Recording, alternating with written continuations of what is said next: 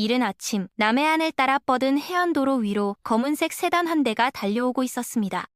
차창 밖으로 펼쳐진 수평선은 평온했지만 차 안의 분위기는 묘하게 긴장되어 있었죠. 조수석에 앉은 박채훈 소장은 무표정한 얼굴로 앞만 바라보고 있었어요. 운전병은 백미러로 슬쩍슬쩍 새 여단장의 표정을 살폈어요. 소문은 이미 들었죠. 육군 본부에서 작전 참모로 있다가 갑자기 야전으로 내려온 여군 장성, 그것도 남해안 최전방 포병 여단의 지휘관으로 말입니다. 차가 부대 정문에 가까워지자 멀리서부터 현수막이 보이기 시작했어요. 박채훈 소장님 부임을 환영합니다. 라는 붉은 글씨가 햇빛에 반짝이고 있었습니다. 정문 초소 앞에는 의장대가 도열해 있었고 군악대가 악기를 손질하며 대기하고 있었죠. 박 소장은 작게 한숨을 내쉬었습니다. 차가 정문을 통과하자마자 그녀가 입을 열었어요. 의전 준비를 마친 참모들이 일제히 경례 자세를 취하려는 순간이었습니다. 바로 여단 본부로 가주세요. 참모장 김재혁 대령의 얼굴이 순간 굳어졌죠. 이미 병영식당에서 환영식 준비가 끝나 있었거든요. 그는 당황한 표정으로 몸을 숙였습니다. 소장님, 식당에서 전 장병이 대기 중입니다. 박 소장은 차창 밖을 보며 차갑게 말했어요. 의전은 나중에 하겠습니다. 먼저 부대 상황부터 파악하고 싶군요. 차는 곧바로 여단 본부 건물 앞에 멈춰 섰습니다. 박 소장은 서류 가방을 들고 재빠르게 차에서 내렸어요. 건물 입구에서 대기하던 간부들이 일제히 차렷 자세를 취했지만 그녀는 가볍게 답례만 하고는 곧장 안으로 들어갔죠. 상황실로 안내하십시오. 집무실이 아니라 상황실이라는 단어에 참모들의 눈빛이 흔들렸습니다. 김 대령이 앞장서서 복도를 걸으며 조심스럽게 물었어요. 소장님, 혹시 특별한 상황 보고라도 받으셨습니까? 박 소장은 답하지 않고 계속 걸었습니다. 그녀의 구두 소리만이 복도에 규칙적으로 울려 퍼졌죠. 상황실 문이 열리자 당직 사관들이 황급히 자리에서 일어났어요. 벽면에는 여단 관할 구역의 대형 지도가 걸려 있었고 각 포대의 위치가 표시되어 있었습니다. 박 소장은 지도 앞에 서서 한참을 바라보았어요. 그녀의 눈은 지도 위에 각 포대 위치, 탄약고, 정비창을 차례로 훑어내려갔죠. 제1포대부터 제5포대까지 순찰하겠습니다. 지금 당장요. 참모들의 얼굴이 일제히 창백해졌습니다. 준비할 시간조차 주지 않겠다는 뜻이었으니까요. 작전과장 박중령이 조심스럽게 끼어들었어요.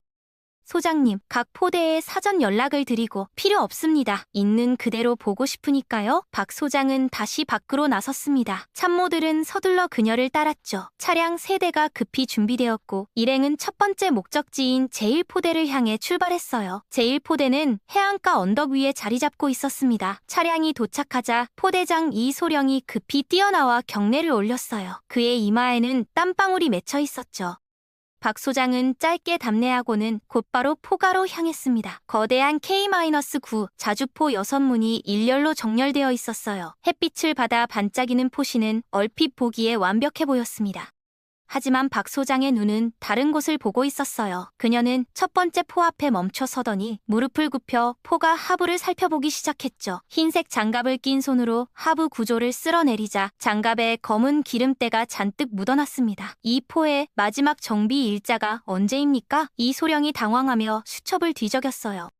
지난주 목요일로 기록되어 있습니다. 박 소장은 일어서서 장갑을 벗었습니다. 그녀의 시선이 차갑게 식어 있었죠. 지난주에 정비했다는 장비의 하부가 이 정도라면 실제로는 언제 손을 댔는지 의문이군요. 주변이 순식간에 조용해졌습니다. 참모들은 아무 말도 하지 못했어요. 박 소장은 계속해서 다른 포들을 점검했습니다. 포탑 내부를 직접 들여다보고 사격 통제 장치의 상태를 확인했죠. 4번째 포에서 그녀의 손이 멈췄어요. 이 계기판에 경고등이 켜져 있는데 왜 조치되지 않았습니까? 이소령은 말문이 막혔습니다. 경고등은 이미 2달째 켜져 있었지만 서류상으로는 모두 정상으로 보고되어 있었거든요. 박 소장은 더 이상 묻지 않았어요. 그녀는 조용히 포대 사무실로 향했습니다. 책상 위에 정리된 점검 서류철을 집어들더니 한 장 한 장 넘기기 시작했죠. 서류는 완벽했습니다. 모든 항목에 정상이라는 도장이 찍혀 있었고 담당자 서명까지 빠짐없이 되어 있었어요. 하지만 박 소장이 방금 본 현장과는 전혀 달랐죠. 그녀는 서류철을 덮고 창밖을 바라보았습니다. 멀리 수평선 너머로 파도가 부서지고 있었어요. 이 부대는 겉만 깨끗하군요. 그 한마디가 포대 사무실 안을 얼어붙게 만들었습니다. 참모들은 고개를 숙인 채 아무 말도 하지 못했죠. 박 소장은 다음 포대로 이동했고 그곳에서도 같은 문제가 발견되었습니다. 제3포대, 제4포대. 갈수록 상황은 심각했어요. 정비 기록은 완벽한데 실제 장비 상태는 엉망이었던 겁니다. 해가 서쪽으로 기울 무렵 순찰을 마친 박 소장 일행은 여단 본부로 돌아왔습니다. 그녀는 바로 회의실로 들어가 참모들을 집합시켰어요. 회의실 문이 닫히자 박 소장이 입을 열었습니다. 오늘 본 것은 군대가 아니었습니다. 보고를 위한 서류만 존재하는 거칠의 조직이었죠. 참모들은 숨소리조차 내지 못했어요. 내일부터 전면 재점검에 들어갑니다. 모든 장비, 모든 서류, 모든 시스템을 처음부터 다시 확인하겠습니다. 김 참모장이 조심스럽게 손을 들었어요. 소장님, 그렇게 하시면 부대 운영에 차질이. 박 소장이 그의 말을 끊었습니다. 차질? 지금 이 상태로 전쟁이 나면 어떻게 되겠습니까? 그게 진짜 차질 아닙니까? 회의실은 침묵에 잠겼습니다. 박 소장은 창밖을 바라보며 마지막 말을 던졌어요. 이 부대를 진짜 전투부대로 만들겠습니다. 그 밤 남방 해안 포병여단의 불은 늦게까지 꺼지지 않았습니다. 다음 날 아침 6시 박채훈 소장은 이미 집무실에 앉아 있었습니다. 책상 위에는 지난밤 참모들이 급히 준비한 각종 보고서들이 쌓여 있었죠. 하지만 그녀의 눈은 서류가 아닌 창밖 훈련장을 향하고 있었어요. 아침 점호가 끝나고 긴급 간부 회의가 소집되었습니다. 회의실에 모인 참모들과 각 포대장들의 표정은 어제보다 더 굳어 있었어요. 밤새 무슨 지시가 내려올지 불안해했던 흔적이 역력했죠. 박 소장이 회의실 문을 열고 들어서자 전원이 일제히 일어났습니다. 그녀는 짧게 답례하고는 단상에 섰어요. 오늘부터 전 장병 급식 검열을 실시합니다. 참모들의 눈빛이 흔들렸어요. 급식 검열은 보통 사전에 공지하고 준비 기간을 주는 게 관례였거든요. 군수과장 최중령이 조심스럽게 물었습니다. 소장님, 검열 일정을 언제쯤으로 잡으시겠습니까? 지금 당장입니다. 오늘 점심부터요. 회의실이 술렁였어요. 최중령의 얼굴이 창백해졌죠. 박 소장은 계속해서 말했습니다. 그리고 전 생활관 순찰도 병행하겠습니다. 병사들의 실제 생활 환경을 직접 확인할 겁니다. 이번에는 인사과장 한중령이 끼어들었어요. 소장님, 병사들이 긴장할 수 있습니다. 사전에 병사들이 긴장하는 게 아니라 간부들이 긴장하는 거 아닙니까? 박 소장의 차가운 목소리에 회의실이 조용해졌습니다. 그녀는 참모들을 하나하나 둘러보며 말을 이었어요. 숨길 것이 없다면 긴장할 이유도 없겠죠. 회의가 끝나자마자 참모들은 급히 각자의 부서로 흩어졌습니다. 휴대전화를 꺼내 누군가에게 급하게 연락하는 모습들이 복도 곳곳에서 보였어요. 정오가 되기 전 박 소장은 수행 참모 2명만 데리고 병영 식당으로 향했습니다. 식당 입구에서 급식 담당 하사가 땀을 뻘뻘 흘리며 대기하고 있었죠.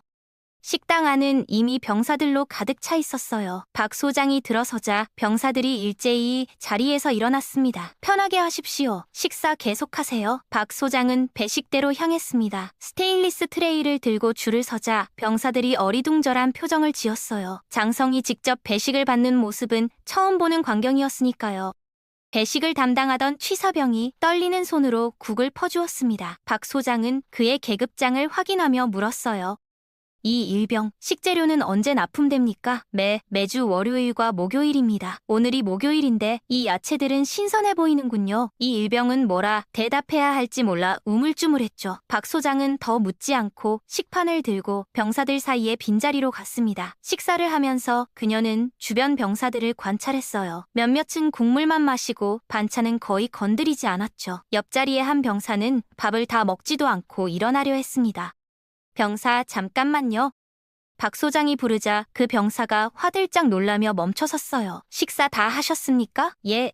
반찬이 입에 안 맞습니까? 병사는 대답하지 못하고 시선을 내리깔았습니다. 주변의 다른 병사들도 긴장한 표정으로 지켜보고 있었어요. 박 소장은 자리에서 일어나 배식대로 다시 걸어갔습니다. 그녀는 조리실 문을 열고 안으로 들어갔죠. 취사병들이 황급히 차렷 자세를 취했어요. 냉장 창고를 보여주십시오. 취사주임 김 상사의 얼굴이 굳어졌습니다. 하지만 거절할 수는 없었죠. 그는 마지못해 냉장 창고 문을 열었어요. 창고 안은 생각보다 넓었습니다. 선반마다 식재료들이 정리되어 있었는데 박 소장의 눈은 한쪽 구석에 따로 쌓여있는 박스들에 멈췄어요. 저건 뭡니까? 예, 예비 식재료입니다. 박 소장은 그 박스들 앞으로 걸어갔습니다. 박스 겉면에는 민간 업체 로고가 선명하게 찍혀 있었어요. 그녀는 한 박스를 열어보았죠. 안에는 포장이 훼손된 야채들과 유통기한이 임박한 냉동육이 들어있었습니다. 박 소장은 다른 박스들도 차례로 열어보았어요. 상황은 비슷했죠. 이 식재료들의 납품 서류를 가져오십시오. 김 상사는 떨리는 손으로 사무실에서 서류철을 가져왔습니다. 박 소장은 서류를 펼쳐보며 냉장 창고 안의 물품들과 대조하기 시작했어요. 서류상으로는 모든 식재료가 1급 품질로 기록되어 있었습니다. 하지만 실제로 눈앞에 있는 것들은 그렇지 않았죠. 납품 단가도 의심스러웠어요. 박 소장은 서류철을 덮고 김 상사를 바라보았습니다. 상사, 이 식재료들로 병사들이 식사를 합니까? 김 상사는 고개를 들지 못했어요. 그의 이마에서 땀방울이 떨어졌죠. 대답하십시오. 아닙니다. 이건 저희가 사용하는 게 아니라.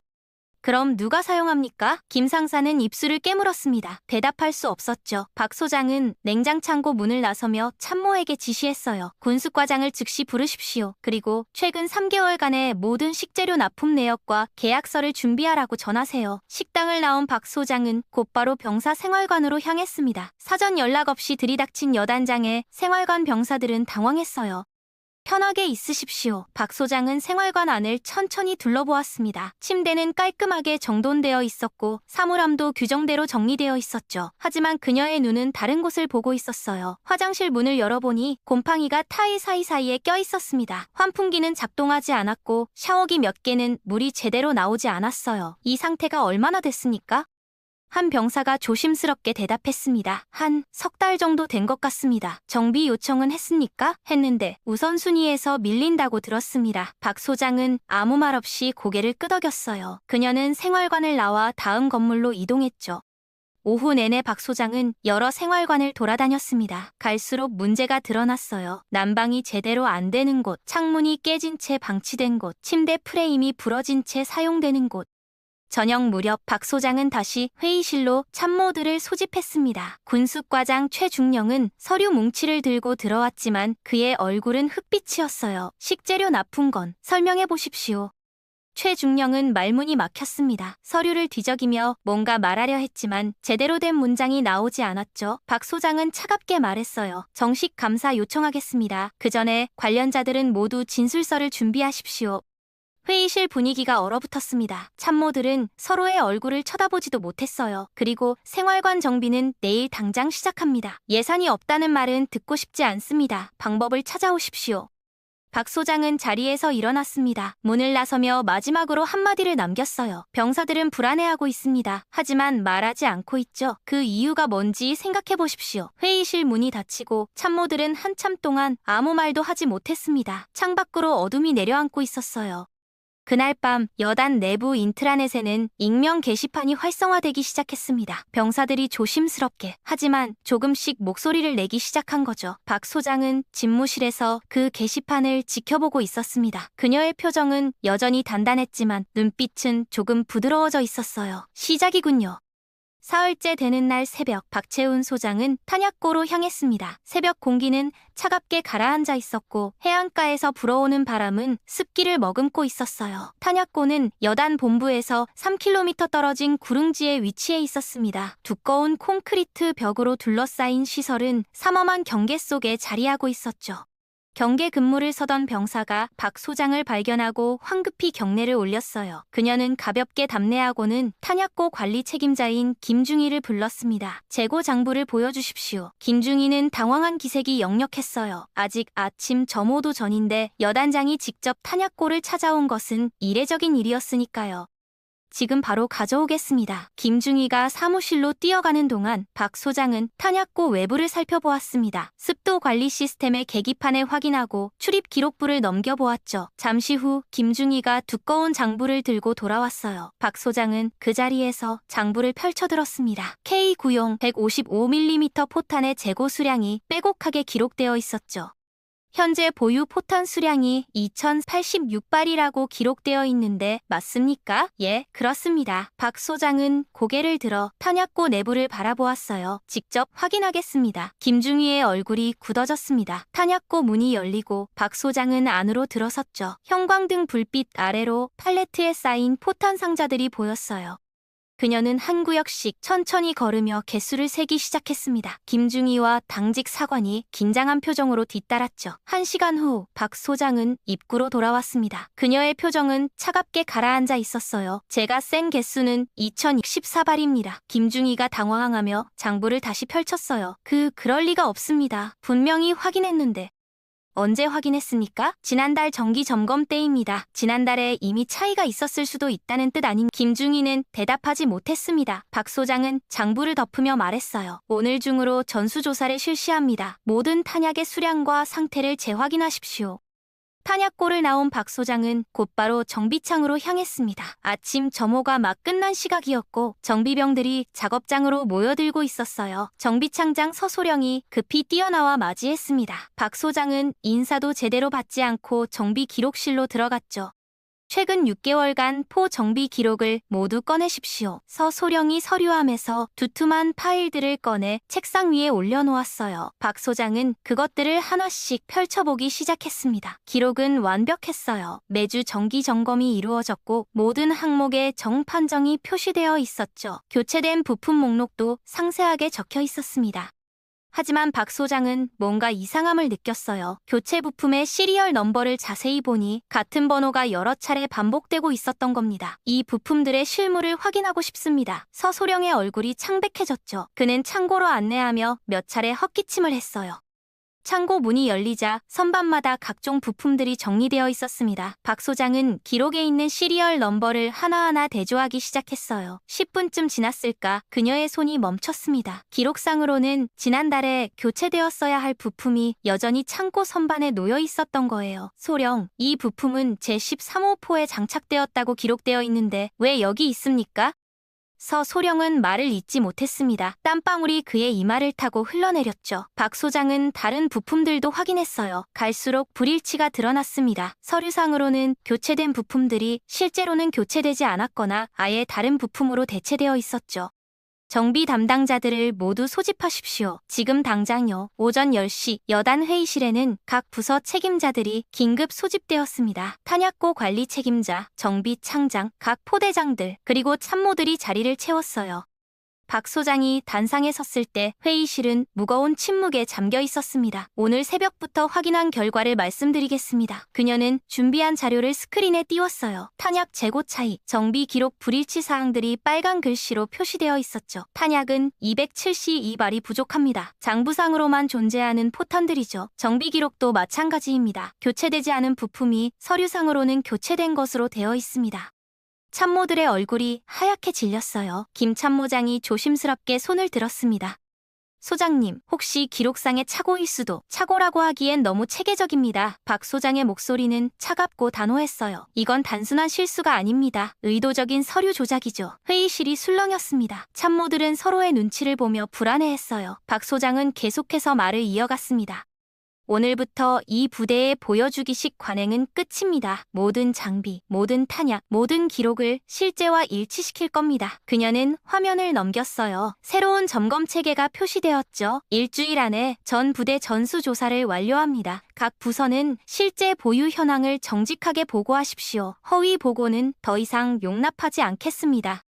작전과장 박중령이 떨리는 목소리로 물었어요. 소장님, 그렇게 하면 상급 부대 보고는 어떻게 합니까? 사실대로 보고합니다. 하지만 평가보다 중요한 게 전투력입니다. 서류상의 전투력이 아니라 실제 전투력이죠.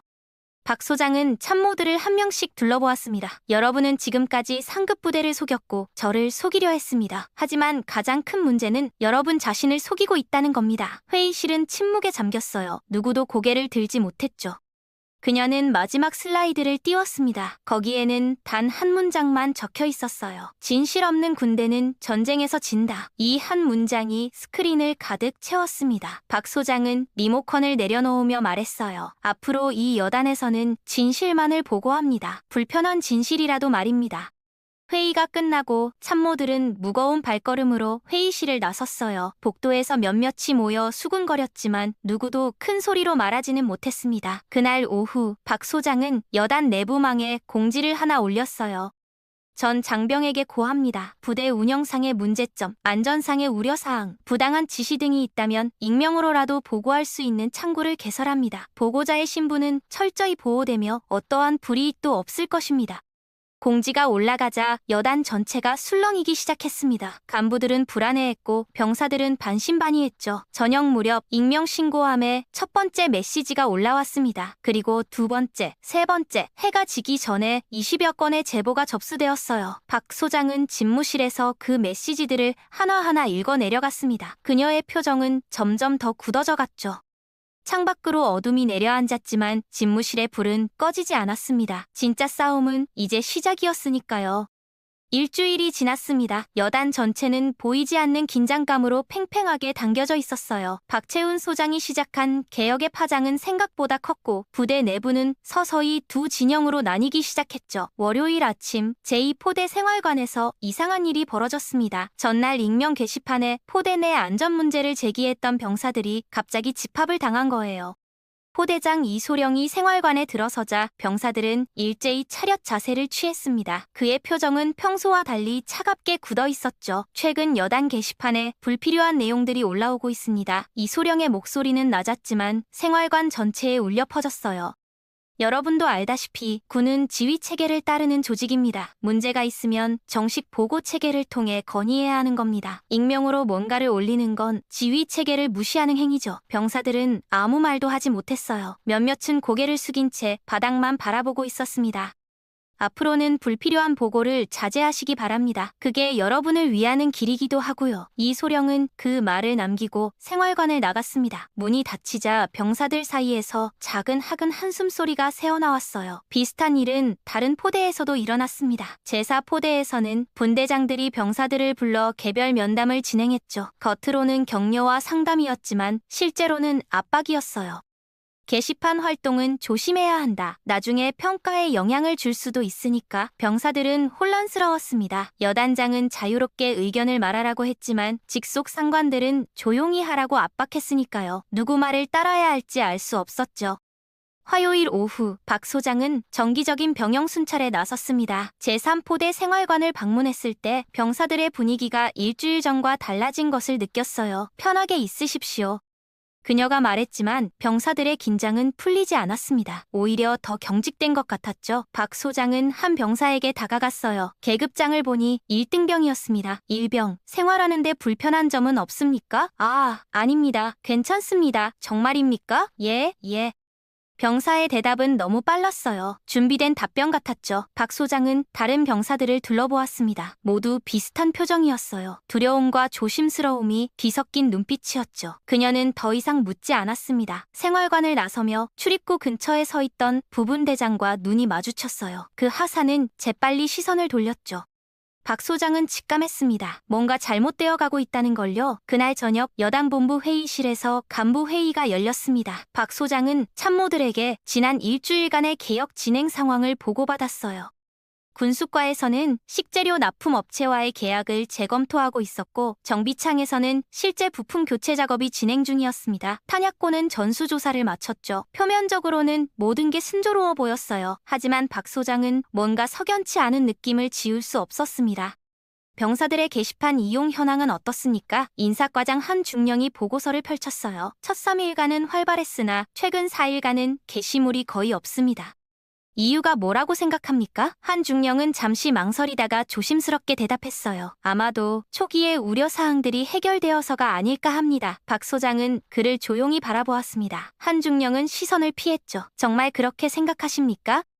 회의실이 조용해졌어요. 참모들은 서로의 눈치만 보고 있었습니다. 박 소장은 자리에서 일어났어요. 내일 점심 병영식당에서 병사들과 함께 식사하겠습니다. 사전 공지는 하지 마십시오.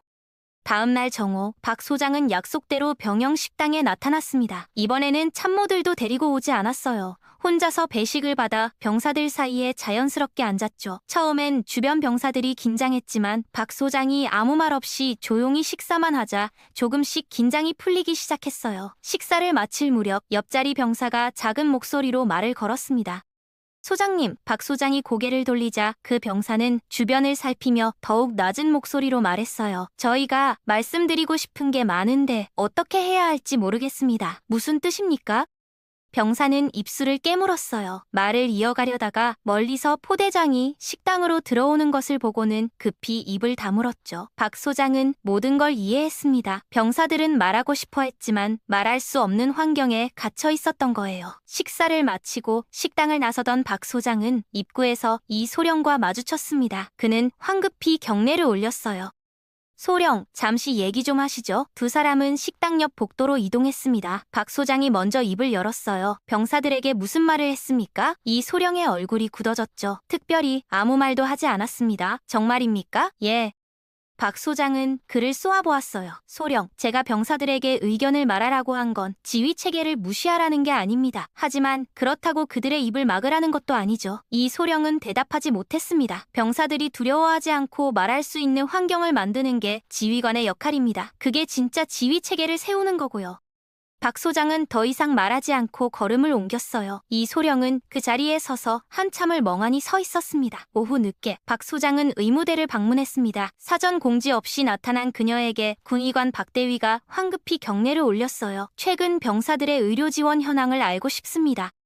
박 대위는 진료 기록을 꺼내 보여주었어요. 박 소장은 그것을 천천히 넘겨보았습니다. 기록을 보던 중 그녀의 손이 멈췄죠. 이 병사는 허리 통증으로 3주째 진료를 받고 있는데 왜 상급병원 의뢰가 안 되었습니까? 박 대위가 난처한 표정을 지었어요. 부대 사정상 인원 차출이 어렵다는 통보를 받았습니다. 누구한테 받았습니까? 인사과에서입니다. 박 소장의 표정이 차갑게 식어갔어요. 의료 문제는 부대 사정보다 우선입니다. 당장 상급 병원 의뢰 처리하십시오. 예? 알겠습니다. 박 소장은 의무대를 나서며 수행 참모에게 지시했습니다. 인사과장을 부르십시오. 해가 지고 여단 본부 건물에는 하나둘 불이 켜지기 시작했어요. 박 소장의 집무실에서는 긴 면담이 이어졌습니다. 밤이 깊어졌지만 여단의 긴장은 풀리지 않았어요. 개혁은 시작되었지만 저항도 만만치 않았죠. 병사들은 두려움과 기대 사이에서 흔들리고 있었고 간부들은 변화에 적응하지 못하고 있었습니다. 박 소장은 창밖을 바라보며 생각했어요. 진짜 싸움은 이제부터라는 걸요. 2주째 금요일 아침 여단 본부는 평소보다 더 분주했습니다. 박채훈 소장이 지시한 전면 재점검의 마지막 단계가 진행되고 있었거든요. 정비창에서는 이틀째 야간 작업이 이어지고 있었어요. 각 포의 실제 상태와 서류를 완벽하게 일치시키기 위한 작업이었죠. 정비병들의 얼굴에는 피로가 역력했지만 누구도 불평하지 않았습니다. 오전 9시 박 소장은 정비창을 방문했습니다. 작업장 안에서는 분해된 포의 부품들이 바닥에 정렬되어 있었어요. 정비창장 서소령이 땀을 닦으며 다가왔습니다. 소장님, 제1포대 제3호포 점검 중 문제를 발견했습니다. 무슨 문제입니까? 서소령은 박 소장을 작업대 쪽으로 안내했어요. 그곳에는 포신 반동 장치의 부품들이 놓여 있었죠. 이 완충기 실린더인데요. 정품이 아닙니다. 박 소장이 그 부품을 집어들었습니다. 겉보기엔 문제없어 보였지만 자세히 보니 각인이 희미했어요. 사제 부품입니까? 예, 그렇게 판단됩니다. 재질 분석을 해봐야 정확히 알겠지만 규격품은 아닙니다. 언제부터 이게 사용되었죠? 서류상으로는 작년 6월에 정품으로 교체된 것으로 되어 있습니다. 박 소장의 눈빛이 날카로워졌어요. 그녀는 다른 부품들도 하나씩 살펴보기 시작했습니다. 다른 포들도 확인하십시오. 비슷한 사례가 더 있는지 전수조사합니다. 오후 2시 결과가 나왔습니다. 제1포대 5문의 포에서 모두 유사한 비정품 부품이 발견된 거예요. 더 심각한 건 이 부품들을 교체한 시기가 모두 같은 기간에 집중되어 있다는 점이었죠. 박 소장은 즉시 간부 회의를 소집했습니다. 회의실에 모인 참모들의 표정은 무거웠어요. 이번 문제가 단순한 실수가 아니라는 걸 모두 알고 있었으니까요. 제1포대장 이소령이 회의실 문을 열고 들어왔습니다. 그의 얼굴은 창백했고 걸음걸이가 흔들렸어요. 박 소장은 그를 바라보며 차갑게 물었습니다. 소령, 작년 6월 정비 당시 포대장이 본인이었죠? 예, 그렇습니다. 이 비정품 부품들에 대해 설명해 주시겠습니까? 이소령은 입술을 깨물었어요. 한참을 망설이다가 그는 고개를 떨구며 말했습니다. 제가 모든 책임을 지겠습니다. 설명을 원합니다. 이소령의 목소리가 떨렸어요. 당시 정비 예산이 부족했습니다. 정품 부품을 구매하기엔 돈이 모자랐고, 하지만 서류상으로는 정비를 완료해야 했습니다. 그래서 비정품을 사용했다는 겁니까? 예, 왜 상부에 보고하지 않았습니까? 이소령은 대답하지 못했습니다. 회의실이 침묵에 잠겼죠. 참모장 김대령이 조심스럽게 끼어들었어요. 소장님, 당시 전체적으로 예산 집행에 어려움이 있었습니다. 이소령만의 문제는 아니었습니다. 박 소장이 그를 쏘아보았어요. 그럼 대령도 알고 있었다는 겁니까? 김대령은 말을 잇지 못했습니다. 박 소장은 자리에서 일어났어요. 그녀의 목소리는 낮았지만 회의실 전체에 울려 퍼졌습니다. 예산이 부족하면 정식으로 건의하고 지원을 요청해야 합니다. 그게 정상적인 절차죠. 하지만 여러분은 서류를 조작하고 비정품을 사용하면서까지 거칠애를 유지했습니다. 참모들은 고개를 들지 못했어요. 더 심각한 건 이런 포로 실제 사격을 했다는 겁니다. 병사들의 생명을 위험에 빠뜨린 거죠. 박 소장은 이 소령을 바라보았습니다. 소령, 지금부터 직위 해제합니다. 감사 결과가 나올 때까지 대기 발령하십시오. 이 소령의 얼굴이 새하얗게 질렸어요. 그는 입을 열려다가 결국 아무 말도 하지 못하고 경례만 올렸죠. 회의실 문이 닫히자 남은 참모들 사이에서 동요가 일었습니다. 중령급 포대장이 직위 해제된 것은 여단 내에서 전례가 없는 일이었거든요. 군수과장 최중령이 떨리는 목소리로 물었어요. 소장님, 이 문제를 어떻게 처리하시겠습니까? 정식 감사를 요청합니다. 그리고 관련된 모든 정비 내역을 재조사하겠습니다. 그러면 여단 전체가 그래야 합니다. 박 소장의 대답은 단호했어요. 회의가 끝나고 참모들은 무겁게 회의실을 빠져나갔습니다. 복도에서는 작은 목소리로 수군거리는 소리가 들렸어요. 여단 내부는 급격하게 요동치기 시작했습니다. 이 소령의 직위 해제 소식이 퍼지자 각 부서에서 긴급 회의가 열렸죠. 간부들은 자신들의 업무 기록을 다시 확인하기 시작했어요.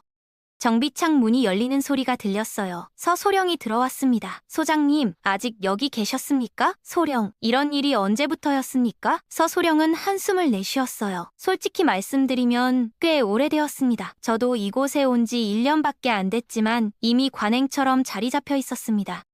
예, 알면서도요. 두 사람은 한동안 말없이 서 있었습니다. 정비창 안은 고요했지만 여단 전체는 지금 가장 큰 소용돌이 속에 있었어요. 밤 10시 박 소장은 집무실로 돌아왔습니다. 책상 위에는 각 부서에서 올라온 긴급 보고서들이 쌓여 있었죠. 그녀는 보고서를 한 장씩 읽어 내려갔어요. 비슷한 문제가 여기저기서 드러나고 있었습니다. 정비뿐만 아니라 물품 조달, 시설 관리, 교육 훈련, 거의 모든 분야에서 거칠애가 만연해 있었던 거예요. 창밖으로 여단 병영이 보였습니다. 불을 끈 건물들 사이로 몇몇 창에서만 희미한 불빛이 새어나오고 있었어요. 아마도 오늘 일로 잠을 이루지 못하는 간부들일 거였죠. 박 소장은 자신의 결정이 옳았는지 스스로에게 물었습니다. 한 명의 지휘관을 직위 해제하는 건 쉬운 결정이 아니었어요. 그의 군 생활 전체에 영향을 미칠 수 있는 일이었으니까요. 하지만 그녀는 확신했습니다. 이대로 가면 언젠가 더 큰 사고가 날 거라는 걸요. 그때 가서 후회하는 것보다 지금 아픈 손가락을 자르는 게 맞다고 생각했죠. 그날 밤 여단 내부망 게시판이 다시 활성화되기 시작했습니다. 하지만 이번에는 병사들이 아니라 간부들의 글이었어요. 소장님의 결정을 지지합니다. 이제라도 바로잡아야 합니다. 하지만 반대 의견도 만만치 않았죠. 너무 성급한 게 아닙니까? 현장 사정을 모르는 처사입니다. 여단은 둘로 쪼개지고 있었습니다. 개혁을 지지하는 쪽과 저항하는 쪽으로요. 박 소장은 게시판을 닫고 창밖을 바라보았어요. 수평선 너머로 새벽이 밝아오고 있었습니다. 폭풍은 이제 시작이었어요. 주말이 지나고 월요일 아침이 밝았습니다. 하지만 여단의 분위기는 주말 동안 더욱 악화되어 있었어요. 이 소령의 직위 해제 소식은 이미 상급 부대까지 전해졌고 군단에서는 상황 보고를 요구해온 상태였죠. 박채훈 소장은 새벽부터 군단 사령관과의 영상회의를 준비하고 있었습니다. 참모장 김대령이 조심스럽게 집무실 문을 두드렸어요. 소장님, 군단장님과의 회의 30분 전입니다. 알겠습니다. 김대령은 망설이다가 입을 열었어요. 소장님, 혹시 이 소령건에 대해 재고하실 생각은 없으십니까? 박 소장이 고개를 들었습니다. 무슨 뜻입니까? 군단에서도 우려를 표하고 있습니다. 너무 강경한 조치가 아니냐는 대령, 사제 부품을 장착한 포로 실사격을 했습니다. 이게 강경한 조치로 보입니까? 김대령은 더 이상 말하지 못했어요. 박 소장은 다시 서류로 눈을 돌렸죠. 영상회의가 시작되었습니다. 화면 속 군단장 조중장의 표정은 심각했어요. 박 소장, 상황이 심각하다는 보고를 받았소. 예, 그렇습니다. 중령급 지휘관을 직위 해제한 건 중대한 결정이요. 절차는 적법했소? 모든 증거를 확보했고 정식 감사를 요청한 상태입니다. 조중장은 잠시 침묵하다가 물었어요. 부대 운영에는 문제 없소? 박 소장은 잠시 망설였습니다. 거짓말을 할 수는 없었죠. 솔직히 말씀드리면 내부 동요가 있습니다. 하지만 통제 가능한 수준입니다. 혹시 너무 급진적인 건 아니오? 점진적으로 개선할 수도 있지 않겠소? 그 말에 박 소장의 눈빛이 예리해졌어요. 군단장님, 점진적 개선은 이미 실패했습니다. 이 문제는 몇 년째 방치되어 온 것이니까요. 조 중장은 화면 너머로 한숨을 내쉬었습니다. 알겠소. 하지만 상황을 잘 관리하시오. 더 이상 문제가 커지면 곤란하오. 회의가 끝나고 박 소장은 창밖을 바라보았어요. 상급 부대조차 불편해하고 있다는 걸 느꼈죠. 개혁은 생각보다 훨씬 외로운 싸움이었습니다. 오후 2시 박 소장의 휴대전화에 문자 메시지가 하나 도착했습니다. 발신자는 익명이었어요. 제4포대 탄약 운반 차량 브레이크 점검 필요. 짧지만 명확한 메시지였죠. 박 소장은 즉시 수행 참모를 불렀습니다. 제4포대로 갑니다. 지금 당장요. 제4포대 차량고에 도착했을 때 정비병들이 일상적인 점검을 하고 있었어요. 포대장 강중령이 황급히 나와 맞이했습니다. 소장님, 무슨 일이십니까? 탄약 운반 차량을 보여주십시오. 강중령의 표정이 순간 굳어졌지만 거절할 수는 없었죠. 차량고 안쪽으로 안내하자 5톤 트럭 2대가 나란히 서 있었어요. 박 소장은 첫 번째 차량에 다가갔습니다. 운전석에 올라 브레이크 페달을 밟아보니 유압이 정상이 아니었어요. 2차 마지막 정비가 언제입니까? 강중령이 정비 일지를 가져왔습니다. 서류상으로는 지난주에 정비가 완료되어 있었죠. 정비병을 부르십시오. 잠시 후 정비 담당 김병장이 왔어요. 박 소장이 물었습니다. 병장, 이 차량 브레이크 상태가 정상입니까? 김병장은 잠시 망설이다가 고개를 숙였어요.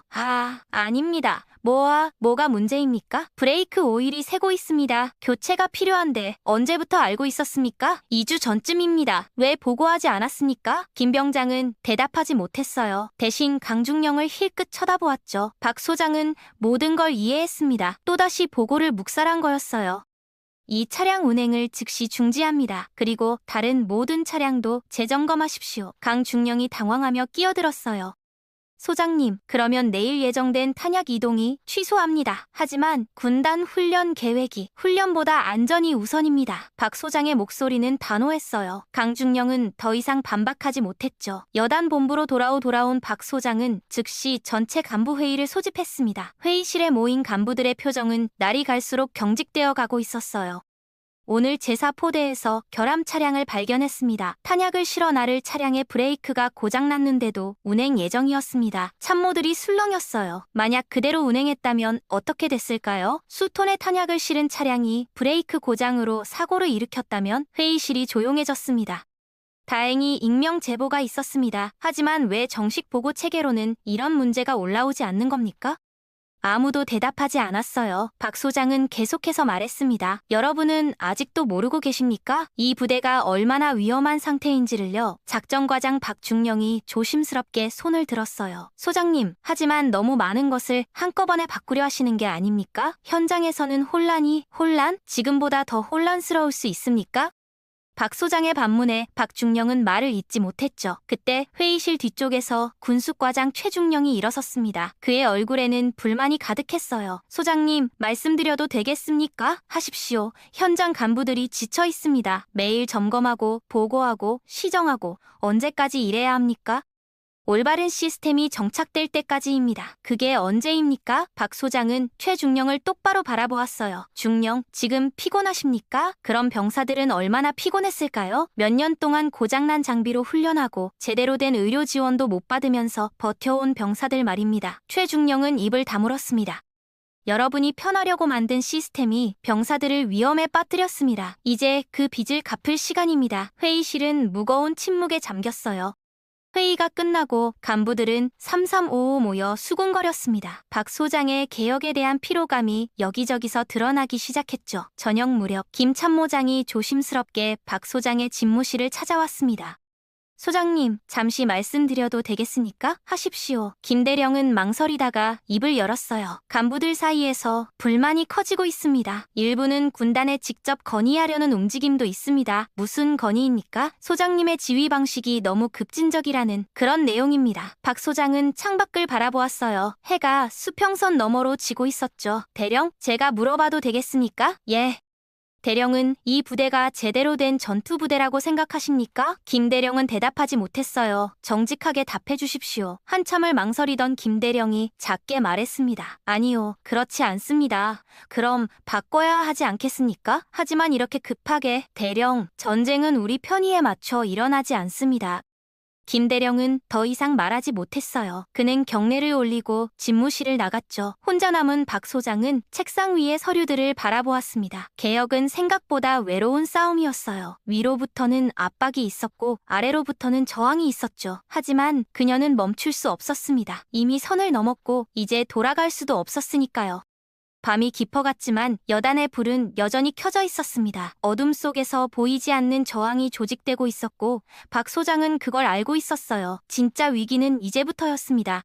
수요일 새벽 5시 여단 전체에 비상 집합령이 내려졌습니다. 오늘은 분기별 실사격 훈련이 예정된 날이었거든요. 병사들은 부산하게 움직이며 각자의 위치로 향했어요. 박채훈 소장은 이미 사격 지휘소에 도착해 있었습니다. 거대한 모니터들이 늘어선 지휘소 안에서는 각 포대의 준비 상황이 실시간으로 표시되고 있었죠. 참모장 김대령이 보고를 올렸어요.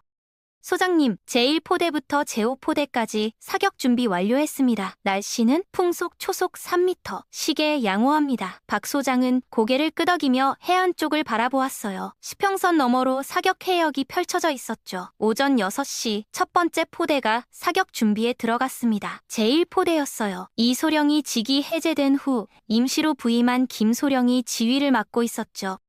제1포대 사격 준비 무전기를 통해 김소령의 목소리가 들려왔어요. 목표 좌표 확인, 거리 23,000m. 사격 지휘소의 긴장감이 높아졌습니다. 박 소장은 모니터를 주시하며 미세한 변화도 놓치지 않으려 했어요. 1번 포 사격 굉음과 함께 첫 번째 포탄이 발사되었습니다. 모니터에는 포탄의 궤적이 실시간으로 표시되었죠. 착탄점이 목표 지점에 정확히 일치했어요. 명중 계속 사격. 2번, 3번 포가 차례로 발사되었습니다. 모두 정상적으로 목표에 명중했어요. 지휘소 안에는 안도의 분위기가 흘렀죠. 하지만 4번 포가 발사될 때였습니다. 갑자기 레이더 화면에 이상 징후가 포착되었어요. 포탄의 궤적이 예상 경로에서 벗어나기 시작한 겁니다. 대기! 작전과장 박중령이 급히 외쳤어요. 하지만 이미 포탄은 발사된 후였죠. 모니터를 지켜보던 모든 사람의 숨이 멈췄습니다. 포탄은 목표 해역이 아닌 다른 방향으로 날아가고 있었어요. 궤적 이탈, 예상 착탄점 재계산, 레이더 담당 중위가 급히 계산기를 두드렸습니다. 몇 초가 영겁처럼 느껴졌어요. 착탄 예상 지점, 어업 통제 구역 경계선 부근입니다. 지휘소가 순식간에 아수라장이 되었습니다. 어업 통제 구역은 사격 금지 구역이었거든요. 혹시라도 민간 어선이 있다면 박 소장이 즉각 명령을 내렸어요. 전포대 사격 중지, 해경과 즉시 연락. 김대령이 급히 무전기를 잡았습니다. 해경의 긴급 상황 통보, 좌표 전송합니다. 작전과장 박중령이 박 소장에게 다가왔어요. 그의 얼굴은 창백했죠. 소장님, 조용히 처리하는 게. 박 소장이 그를 날카롭게 쏘아보았습니다. 조용히? 지금 무슨 소리입니까? 통상적으로 이런 경우 통상적인 방법이 뭡니까? 덮는 겁니까? 박중령은 대답하지 못했어요. 박 소장은 즉시 지시를 내렸습니다. 소방서, 해경, 지역안전본부에 모두 통보합니다. 합동 대응 체계 발동하십시오. 하지만 소장님, 이렇게 하면 상급 부대에 그게 중요합니까? 지금 혹시라도 인명피해가 있을 수 있습니다. 박 소장의 목소리는 단호했어요. 참모들은 더 이상 반대하지 못하고 각자의 임무를 수행하기 시작했죠. 30분 후 해경 헬기가 해당 해역 상공에 도착했습니다. 무전을 통해 상황이 전달되었어요. 착탄 지점 확인, 어선 없음. 반복합니다. 어선 없음. 지휘소 안에서 안도의 한숨이 흘러나왔습니다. 하지만 박 소장의 표정은 여전히 굳어 있었어요. 사고 조사반 즉시 구성하십시오. 4번 포 긴급 점검 실시합니다. 오전 10시 제1포대 4번 포에 대한 긴급 점검이 시작되었습니다. 정비창장 서소령이 직접 포를 분해하기 시작했어요.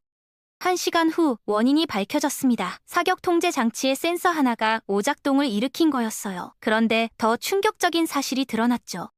소장님, 이 센서 비정품이 서소령의 보고에 현장이 얼어붙었습니다. 이 소령 때 교체한 비정품 부품이 또 있었던 거예요. 박 소장은 아무 말 없이 그 센서를 바라보았습니다. 작은 부품 하나가 얼마나 큰 재앙을 불러올 뻔했는지를 실감하는 순간이었죠. 오후 2시 긴급 전체 간부 회의가 소집되었습니다. 회의실은 무거운 침묵으로 가득했어요.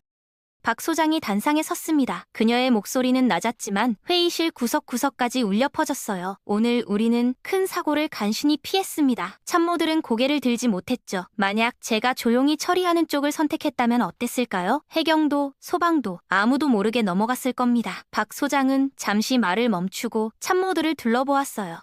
그리고 다음에도 같은 일이 반복됐겠죠. 언젠가는 정말로 사람이 죽는 사고가 일어날 때까지요. 작전과장 박중령이 고개를 들었습니다. 그의 눈가가 붉어져 있었어요. 소장님, 죄송합니다. 중령만의 잘못이 아닙니다. 우리 모두의 책임이죠.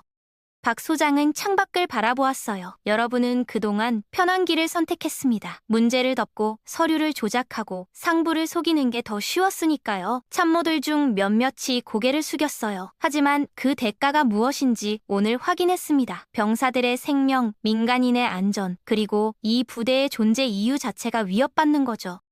군수과장 최중령이 떨리는 목소리로 말했어요.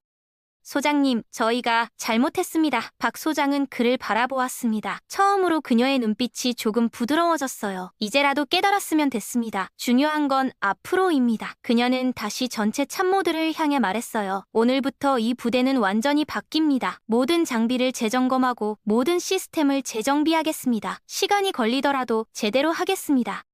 참모들은 조용히 고개를 끄덕였어요. 더 이상 반대하는 이는 없었죠. 회의가 끝나고 간부들은 천천히 회의실을 나섰습니다. 하지만 이번엔 수군거리는 소리가 없었어요. 모두가 무언가를 깨달은 듯했죠. 저녁 무렵 박 소장은 혼자 해안가를 걸었습니다. 파도 소리가 규칙적으로 들려왔어요. 오늘 일은 위기였지만 동시에 전환점이기도 했습니다. 간부들은 드디어 개혁의 필요성을 피부로 느꼈고 더 이상 과거로 돌아갈 수 없다는 걸 알았죠. 그녀는 수평선을 바라보며 생각했어요. 이제 진짜 변화가 시작될 거라고요. 해가 지고 여단 본부에 하나둘 불이 켜지기 시작했습니다. 하지만 이번엔 달랐어요. 그 불빛들은 문제를 덮기 위한 게 아니라 문제를 해결하기 위한 것이었으니까요. 밤이 깊어갔지만 여단의 변화는 이제 막 시작되고 있었습니다. 한 달이 지났습니다. 사격 사고 이후 남방 해안 포병여단은 완전히 다른 모습으로 변해가고 있었어요. 목요일 아침 박채훈 소장은 여단 본부 앞 광장에 서 있었습니다. 오늘은 특별한 날이었죠. 군단 감사단의 최종 감사 결과가 발표되는 날이었으니까요. 오전 10시 감사단장 이준장이 회의실에 들어섰습니다. 여단의 주요 간부들이 긴장된 표정으로 자리에 앉아 있었어요.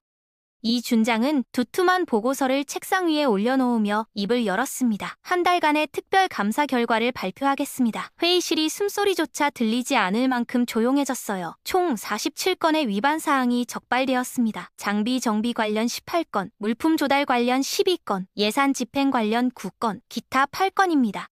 참모들의 얼굴이 창백해졌죠. 하지만 이 준장의 다음 말이 의외였어요. 동시에 박채훈 소장의 개혁 조치는 적법하고 필요한 것으로 판단됩니다. 오히려 더 일찍 시행되었어야 할 조치였습니다. 김 참모장이 조심스럽게 물었어요. 그럼 처벌은 관련자들에 대한 징계가 있을 것입니다. 하지만 박 소장의 건의에 따라 잦은 신고하고 시정에 협조한 인원들은 선처하는 방향으로 결정되었습니다. 회의실에 안도의 한숨이 흘러나왔습니다. 이준장은 박 소장을 바라보며 말했어요. 소장, 쉽지 않은 결정이었을 겁니다. 하지만 올바른 선택이었습니다. 박 소장은 조용히 고개를 숙였죠. 감사 결과 발표가 끝나고 오후에는 전체 장병 집합이 있었습니다. 여단 본부 앞 광장에 천여 명의 장병들이 도열해 있었어요. 박 소장이 단상에 올랐습니다. 확성기를 통해 그녀의 목소리가 광장에 울려 퍼졌어요. 장병 여러분, 지난 2달은 힘든 시간이었습니다. 병사들은 조용히 그녀를 바라보고 있었죠. 많은 것이 바뀌었고 불편했을 겁니다. 간부들도 병사들도 모두 힘들었을 거라고 생각합니다. 박 소장은 잠시 말을 멈추고 광장을 둘러보았어요. 하지만 이제 우리는 진짜 전투부대가 되어가고 있습니다. 서류상의 부대가 아니라 실제로 싸울 수 있는 부대로요. 그녀는 준비한 원고를 내려놓았습니다. 이제부터는 마음에서 우러나오는 말을 하고 싶었거든요. 저는 여러분에게 약속하겠습니다. 이 부대에서는 더 이상 거짓 보고를 요구하지 않겠습니다. 거칠애를 강요하지 않겠습니다. 병사들의 눈빛이 조금씩 변하기 시작했어요. 대신 여러분의 목소리에 귀 기울이겠습니다. 문제가 있으면 함께 해결하겠습니다. 여러분은 이 부대의 주인이니까요. 박 소장은 마지막 말을 천천히 분명하게 했습니다. 이 여단의 새로운 모토를 발표합니다. 전력은 사람에서 시작된다. 광장이 조용했어요. 하지만 그 침묵은 무거운 게 아니라 뭔가를 곱씹는 듯한 침묵이었죠. 박 소장이 단상에서 내려오자 김 참모장이 구령을 외쳤습니다. 경례. 천여 명의 장병이 일제히 거수 경례를 올렸어요. 하지만 이번 경례는 달랐습니다. 형식적인 게 아니라 진심이 담긴 경례였죠. 박 소장도 답례를 올렸습니다. 그녀의 눈가가 조금 붉어져 있었어요. 집합이 해산된 후 병사들은 삼삼오오 모여 이야기를 나누었습니다. 이제는 자유롭게 의견을 나눌 수 있다는 걸 알았으니까요. 한 병장이 동료들에게 말했어요. 진짜 뭔가 달라진 것 같아. 그러게. 예전엔 상상도 못했던 일들이지. 또 다른 병사가 고개를 끄덕이며 말했죠. 이제는 말해도 되는 거 맞죠? 정말? 그래. 이제는 말해도 돼. 그 대화를 멀리서 지켜보던 박 소장은 작게 미소 지었습니다. 다음 주 월요일 새로운 시스템들이 공식 시행되었습니다. 먼저 실전 중심 훈련 체계가 도입되었어요. 더 이상 보여주기식 훈련이 아니라 실제 전투 상황을 가정한 훈련이 시작된 거죠. 제2포대 훈련장에서는 새로운 방식의 사격 훈련이 진행되고 있었습니다. 포대장 신소령이 병사들에게 설명하고 있었어요. 이제부터는 완벽한 사격보다 신속하고 정확한 대응을 중시합니다. 실전에서는 완벽할 시간이 없으니까요. 병사들은 진지한 표정으로 듣고 있었죠. 병사 복지 제도도 대폭 개선되었습니다. 생활관 정비가 완료되었고 의무대에는 새로운 의료 장비가 들어왔어요. 의무대를 방문한 한 병사가 군의관에게 물었습니다. 대위님, 정말 불편한 데 있으면 바로 말해도 됩니까? 박 대위가 웃으며 대답했어요. 당연하지. 그러라고 여기 있는 거야. 병사의 얼굴에 안도의 표정이 번졌습니다. 가장 큰 변화는 소통 문화였습니다. 익명 게시판은 활성화되었고 정기적인 면담 제도가 도입되었어요. 수요일 오후 박 소장은 병사들과의 직접 면담 시간을 가졌습니다. 예약제로 운영되는 이 시간에는 누구나 여단장과 직접 대화할 수 있었죠. 한 일병이 조심스럽게 들어왔어요. 편하게 앉으십시오. 일병은 긴장한 표정으로 앉았습니다. 박 소장이 부드럽게 물었어요. 무슨 얘기를 하고 싶습니까? 제 포대에서 훈련할 때 안전 문제가 조금 있는 것 같습니다. 구체적으로 말해보세요. 일병은 천천히 하지만 분명하게 자신이 목격한 문제점들을 설명했습니다. 박 소장은 한마디도 놓치지 않고 메모하며 들었어요. 잘 알려줬습니다. 즉시 확인하고 조치하겠습니다. 일병이 나가고 박 소장은 메모를 보며 생각에 잠겼어요. 이제 병사들은 두려워하지 않고 말하기 시작했습니다. 그게 가장 큰 변화였죠. 한 달 후 군단 전투력 평가가 있었습니다. 여단의 성적은 예전만큼 화려하지 않았어요. 서류상의 완벽함은 사라졌으니까요. 하지만 평가관들은 다른 것을 발견했습니다. 병사들의 눈빛이 살아있었고 간부들의 지휘가 실전적이었으며 장비는 실제로 작동했죠. 평가 총평에서 평가단장이 말했어요. 이 부대는 진짜 싸울 수 있는 부대입니다. 그 한마디가 모든 걸 말해주고 있었죠. 금요일 저녁 박 소장은 여단본부 옥상에 올라갔습니다. 해가 수평선 너머로 지고 있었어요. 김 참모장이 올라와 그녀 옆에 섰습니다. 소장님, 힘드셨죠? 박 소장은 고개를 저었어요. 아니요, 보람 있었습니다. 정말 많은 게 바뀌었습니다. 아직 갈 길이 멉니다. 하지만 방향은 잡았죠? 두 사람은 한동안 말없이 석양을 바라보았습니다. 김대령이 조심스럽게 물었어요. 소장님은 처음부터 이렇게 될 거라고 생각하셨습니까? 박 소장이 작게 웃었어요. 모르겠습니다. 하지만 해야 할 일이라는 건 알았죠. 그녀는 아래를 내려다보았습니다. 병영 곳곳에서 병사들이 저녁 식사를 마치고 생활관으로 돌아가고 있었어요. 그들의 걸음이 예전보다 가벼워 보였죠. 대령, 저 병사들이 이 부대의 진짜 주인입니다. 우리는 그들이 제대로 싸울 수 있게 돕는 사람들이고요. 김대령은 고개를 끄덕였습니다. 이제야 그 의미를 알 것 같습니다. 해가 완전히 지고 여단의 밤이 찾아왔습니다. 하지만 이제 그 밤은 두렵지 않았어요. 진실이 있었고 신뢰가 있었으니까요. 박 소장은 옥상을 내려오며 생각했습니다. 이제 이 부대는 진짜 전투부대가 되었다고요. 서류가 아니라 사람으로, 거칠애가 아니라 실력으로 말입니다. 복도를 걸으며 그녀는 벽에 새로 걸린 액자를 보았어요. 거기에는 새로운 여단 모토가 적혀 있었죠. 전력은 사람에서 시작된다. 간단한 문장이었지만 그 안에는 지난 석 달간의 모든 것이 담겨 있었습니다. 박 소장은 집무실로 돌아가 불을 켰어요. 책상 위에는 내일 회의 자료들이 놓여 있었죠. 개혁은 끝난 게 아니었습니다. 이제 시작일 뿐이었어요. 하지만 이제는 혼자가 아니었습니다. 간부들도 병사들도 함께 가고 있었으니까요. 창밖으로 별들이 빛나기 시작했습니다. 남방 해안 포병여단의 긴 밤은 계속되고 있었지만 그 밤은 더 이상 어둡지 않았어요. 새로운 아침이 오고 있었으니까요.